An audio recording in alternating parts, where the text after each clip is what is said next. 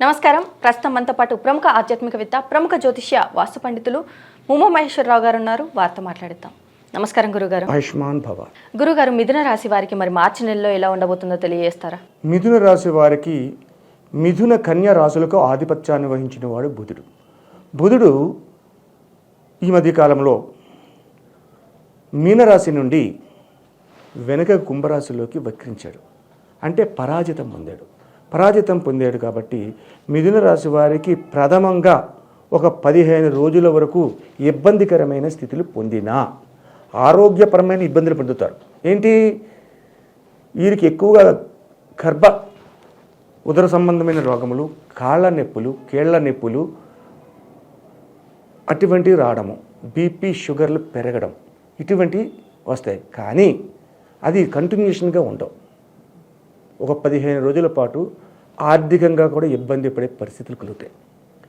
తదుపరి 15 రోజుల తదుపరి నుంచి 16 రోజులు ఉంటాయి. ఇంకా 16 రోజుల్లోని ఈ వృషభ రాశి వారు ఎక్కడైతే పోయిందో అక్కడి నుంచి మళ్ళీ తెచ్చుకుంటారు. వ్యాపారాన్ని వృద్ధి చేసుకుంటారు.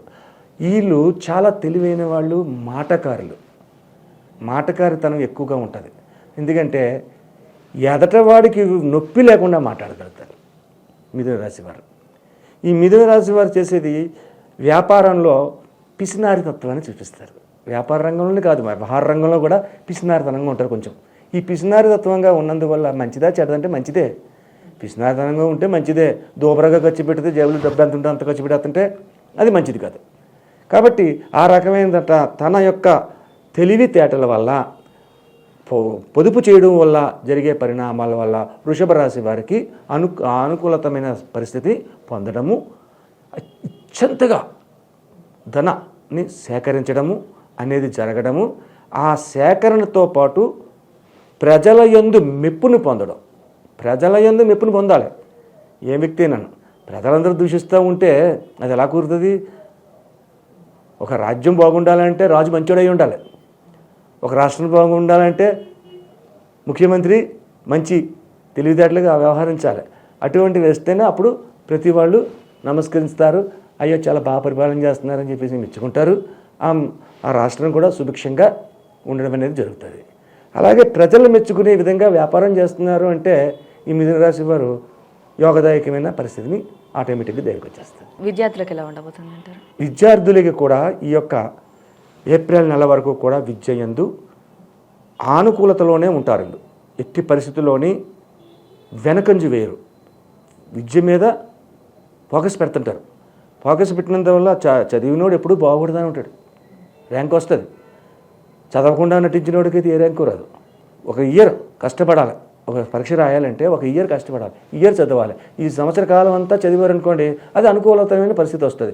లేదు, ఈ సంవత్సర కాలం అంతా ఒక 11 నెలల్లో సినిమాలు, షికారులు ఏదో చేసారు, అంతా అయిపోయింది. ఓ నెల ఉంది, ఈ నెలలో నేను ఎరగదీసేస్తానంటాడు.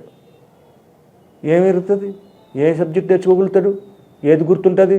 ఏది గుర్తుండదు. కాబట్టి విద్యార్థులు ఎప్పుడు కూడా మొట్టమొదటి నుంచి ఆనుకూలతగా ఉండాలి. అటువంటి ఆనుకూలతగా ఉండి ఎప్పుడైతే ఈ యొక్క మీనరాశిలోకి వచ్చారో విద్యార్థులు కూడా ద్విగుణీకృతమైన విజయాన్ని పొందగలగరు. మరి విదేశీ యోగం ఉందా వీరికి? విదేశీ యోగము అంటే గురు సంచారము మారాలమ్మా, ఇంకా మారలేదు. విదేశీ యోగం గురించి ప్రయత్నం చేయడం అంటే ఇప్పుడు కాదు. ఇంకా మార్చి నెల, ఏప్రిల్ మే నెల రావాలి. అప్పుడు గురు సంచారం మారుతుంది. గురు సంచారం మారితే రాహు విధానానికి, గురు విధానానికి అవినాభావ సంబంధంలో ఉన్నాయి. కాబట్టి ఆ దృష్టి వల్ల ఈ యొక్క విదేశీ విద్యలు అభ్యసించడం కానీ, విదేశాల్లో స్థిరతత్వాన్ని పొందడం కానీ వాటి జరుగుతాయి. అయితే ఇక్కడ వృషభ రాశి వారి గురించి ఇంకొక మాట చెప్పాలి. నా పర్సనల్ కస్టమర్, ఆయన విదేశాలకు వెళ్ళాడు. వెళ్ళలేనన్నాను. నీకు విదేశీ యోగం ఉంది అబ్బాయి వెళ్ళు అని చెప్పాను. వెళ్ళాడు. విదేశీ యోగంలోకి వెళ్ళాడు. అక్కడ ఉన్నాడు. చిన్న ఉద్యోగం ఏదో వచ్చింది, ఉద్యోగం చేస్తున్నాడు. ఆ ఉద్యోగంతో అతనికి సరిపోవట్లేదు. భార్యని పిల్లల్ని తీసుకుని వెళ్ళిపోవాలనుకున్నాడు. వద్దురాబాబు వెళ్ళిగా కంగారు పడకన్నాను. ఇప్పుడు ఆయన వెనక్కి వచ్చేస్తాడు. ఇటు ఫిబ్రవరి నెలలోని వెనక్కి వచ్చేసాడు. వెనక్కి వచ్చి మళ్ళీ నా పరిస్థితి ఇలాగ ఉంది ఏంటంటే, నువ్వు మళ్ళీ వెళ్తావు. ఎప్పుడు వెళ్తావు? ఏప్రిల్ మే నెలలో వెళ్తాం, అప్పుడు సరైన ఉద్యోగం వస్తుంది. ఈ వృషభ రాశి వారి పరిస్థితి అలాగ, మిథున రాశి వారి పరిస్థితి అలాగుంది. మరి అలాగే వ్యాపారస్తులకు కావచ్చు, వృత్తి ఉద్యోగం చేసేవారికి కావచ్చు, వృత్తి ఉద్యోగులకు కూడా ప్రథమం పక్షకాలం అంటే 15 రోజులు కొద్దిగా ఇబ్బంది కలిగి ఉన్నను కూడా తదుపరి నుంచి గాడిలో పడుతుంది. ఆనుకూలతైన పరిస్థితిని పొందగలుగుతారు. విందు వినోదాల్లో కూడా పాల్గొంటారు. సఖ్యతాభావాన్ని చూపిస్తారు. వ్యాపారస్తులు ఎలాంటి వ్యాపారాలు ప్రారంభించవచ్చు? వ్యాపారస్తులు అంటే ఈ యొక్క మిథున రాశి వారికి ఉన్న పరిస్థితుల్లో వ్యాపారము, వీళ్ళకి వస్త్ర వ్యాపారము, లేకపోతే ఫుడ్, మీల్స్, కాఫీ హోటల్స్, లేదంటే ఇటువంటి వ్యాపారాలు చేయడము, లేదు కిరాణా జనరల్ స్టోర్స్, డిమార్ట్ అంత పెద్ద పెట్టక్కర్లేదు, లక్షలు పెట్టి చిన్నదాన్ని పెట్టుకోండి. ఈ వ్యాపారం అందులో కూడా మంచి లాభాన్ని పొందగలుగుతారు ఈ యొక్క మిథున రాశి వారు. మిథున రాశి వారి వ్యాపారానికి ఆనుకూలతమైన వ్యక్తులు. బుధుడు వ్యాపారవేత్త కాబట్టి. మరి వీరికి గృహయోగం కానీ వాహన యోగం? గృహయోగము అన్నది ఈ యొక్క మార్చి నెలలోని వీరికి రాదు. ఏప్రిల్ మే ఆ నెలలోనే ప్రయత్నాలు చేసుకుంటే వీరికి అనుకూలతమైన పరిస్థితులు పొందగలుగుతారు. మరి అలాగే వీరు పాటించాల్సిన పరిహారాలు ఏంటంటారు? వీరు పాటించవలసిన పరిహారం, బుధునికి అత్యధికమైన ఇష్టమైన వారు ఎవరంటే వెంకటేశ్వరుడు. ఆ వెంకటేశ్వర స్వామిని బుధ ఆదిత్య యోగాన్ని పొందాలి అన్నప్పుడు వెంకటేశ్వర స్వామిని చెప్పాలి. ఎందుకని? వెంకటేశ్వర స్వామి దగ్గర నవగ్రహములు చేరి ఉంటాయి. నవగ్రహములు చేరి ఉంటాయి ఆయన చుట్టూ. ఎప్పుడైతే వెంకటేశ్వర స్వామిని ఆరాధన చేస్తారో సుప్రభాత విధానాన్ని, అంటే కౌసల్య సుప్రజా రామ పూర్వ సంధ్యా ప్రవర్తతే ఉత్తిష్ట నరసార్థూల కర్తవ్యం దైవమానికం, ఇలాగా సుప్రభాతాన్ని పొద్దున్నే చదవడం, వెంకటేశ్వర స్వామి దగ్గరికి వెళ్ళి నమస్కరించడం, లడ్లు నివేదన చేయాలి. స్వామివారికి నివేదన చేసి ఆ లడ్లు తీసుకొచ్చి భక్తులందరికీ ఒక్కొక్కటి పంచుకుంటూ రావడం చేసుకుంటే అత్యధికమైన శుభదాయకమైన ఫలితాలు వీళ్ళు పొందగలుగుతారు.